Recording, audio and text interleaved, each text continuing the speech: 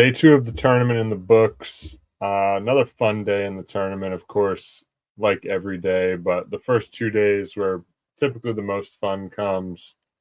Um, you get 4 games at once.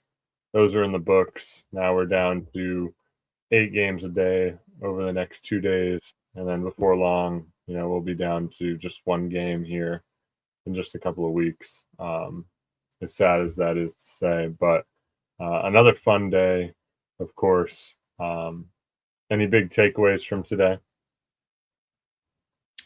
Not a ton. I mean, it was a fairly chalky first round, and I know a lot of people don't love that. I mean, they like to see the mid major upsets and especially one down the line like a 14 or 15. And I like my share of them, but for the most part, I do like seeing the best teams advancing and seeing some really really good matchups like later on in the tournament. Like we don't need an NC State run in the Final Four. We don't need something like that again. Like I want to see the top 4 teams in the Final Four, or 4 really good teams in the Final Four at least. So overall, I'm not like too upset with how the first round went, but I there could have been a few more upsets, and it would have made it a little bit better. Yeah, definitely.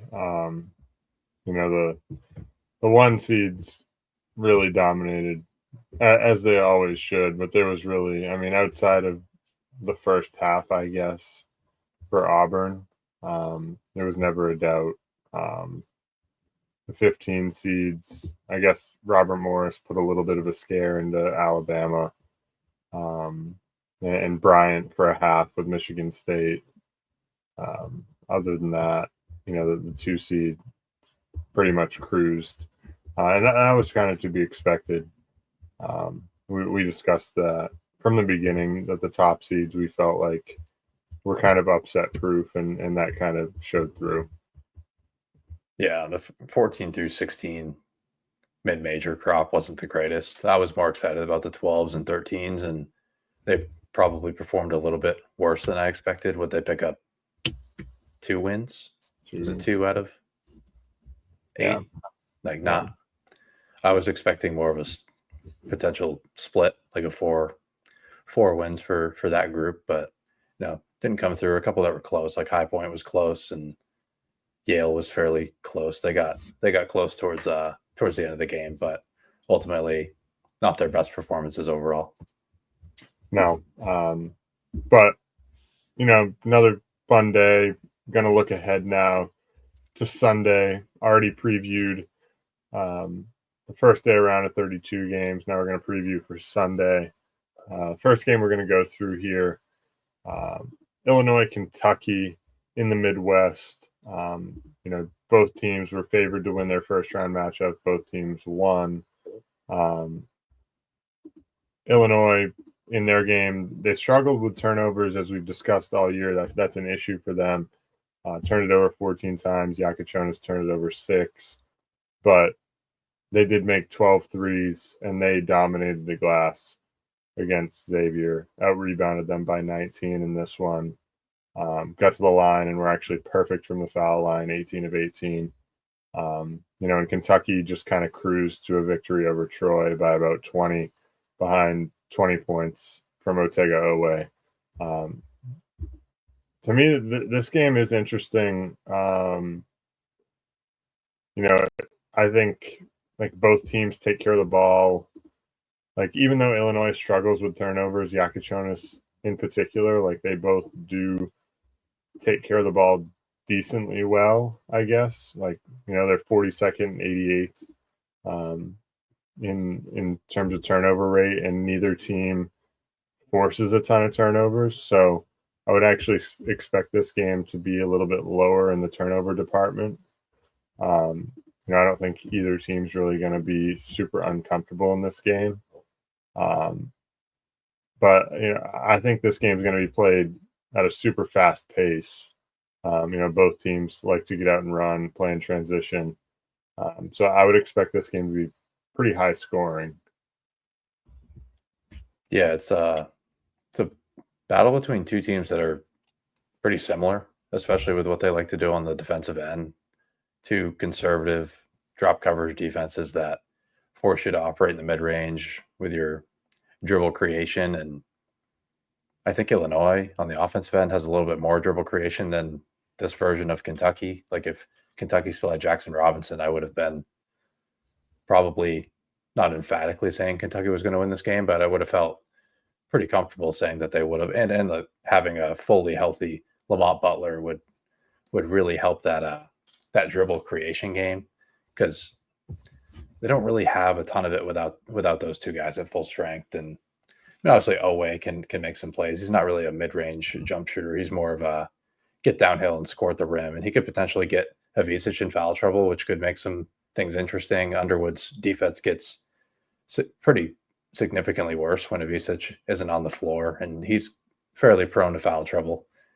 Thing is, I mean, Kentucky in general doesn't really draw a ton of fouls. They're 102nd free throw rate in the country, so not an area that they are necessarily looking to exploit.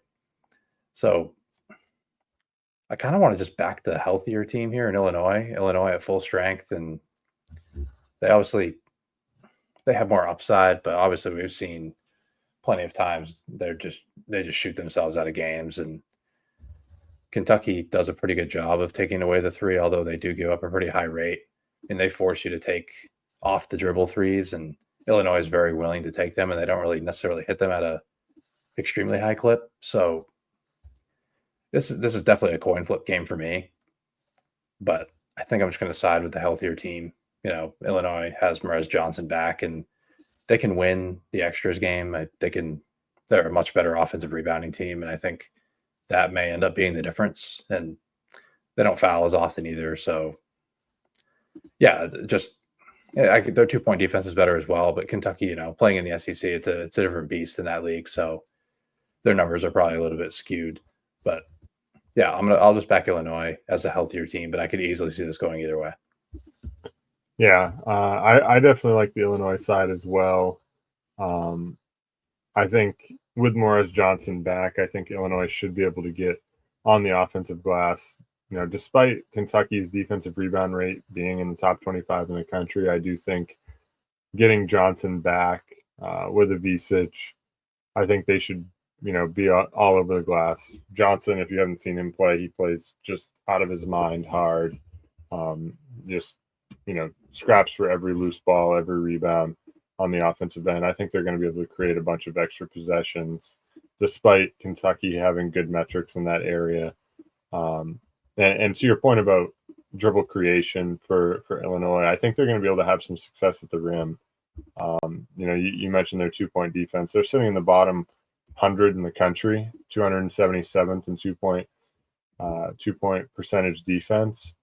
But then a step further, as we've talked about with some other teams, they're allowing 63.4% on close twos, right? So not very good defending the rim overall. And if guys like Johnson and Avicic are able to pick up the scraps and get extra possessions and be able to finish easily around the rim, that should spell disaster for Kentucky. At the end of the day, I do think, like you said, Yakachonis can turn it over and let Kentucky stay in this game, I guess. They can shoot themselves out of it by, their 3-point percentage is sitting at, 294th in the country. Not a very good 3-point shooting team, despite taking a lot of them, 30th in the country in 3-point rate. So they did make 12 tonight, so maybe they're running hot right now, but they could just as easily come out and throw up a 5 for 30 night and lose this game. So ultimately, I think it's going to come down to, can they knock down the open threes that Kentucky's going to give them, and can they win the shot volume battle? Can they take care of the ball? And then, can they not settle so much and attack the rim where Kentucky is a little bit weaker defensively? I think they will. I trust Brad Underwood. I trust Illinois. I think more to your point about them being more healthy. So I'm going to side with Illinois here. This line's sitting at Illinois +1. Torvik projects it a bit closer to a pick. I think that seems pretty reasonable. I'm going to side with Illinois here to move on to the Sweet 16. Yeah, I mean, it's a good point about Kentucky's rim defense being pretty weak. It's just like in theory, it would make a ton of sense for Illinois to just attack the rim, and we've seen them do that against some teams. They've had a couple games where they were like their game plan was just relentlessly attack the basket, and then a Ohio couple State was games one of later, them, I think. yeah, Ohio State did it against Minnesota as well. They just smoked them at the rim, and that's not like a terrible rim defense by any means. And I think it depends on how much Moroz Johnson plays. Maybe Andrew Carr is kind of a mismatch issue, and he can kind of space him out, take him off the bounce. So they might not be able to play that two big lineup as much, which will take away the amount of rim attempts they can get. So it's going to depend on if Illinois is going to settle for jumpers off the dribble, because like I've said a bunch of times on here, they don't really do a great job of generating open threes. It's more of just they're trying to get threes up and trying to get on the glass. They're playing the analytics game through and through on both ends of the floor. And sometimes that doesn't work against top tier talent. Sometimes just Kentucky's shot making in the mid range could easily win out here. And I know Illinois is not really willing to take those mid range jumpers. So the shot quality could become an issue, but hopefully Underwood just tells these guys to attack the rim because they have guys that can win off the bounce against a weaker Kentucky perimeter defense outside of Lamont Butler. Like Boswell and Yakachonis should be able to get by their man as often as they want. I mean, Butler's probably on Yakachonis, but there are a lot of guys on Illinois that can get downhill against Will the weaker Riley. Kentucky perimeter. Yeah, Will Riley as well. Yeah. So we're going to side with Illinois here. Much more of a coin flip game, but we think Illinois has some edges that they could take advantage of. So we're going to take the healthier Illini to move on to the Sweet 16 over Kentucky.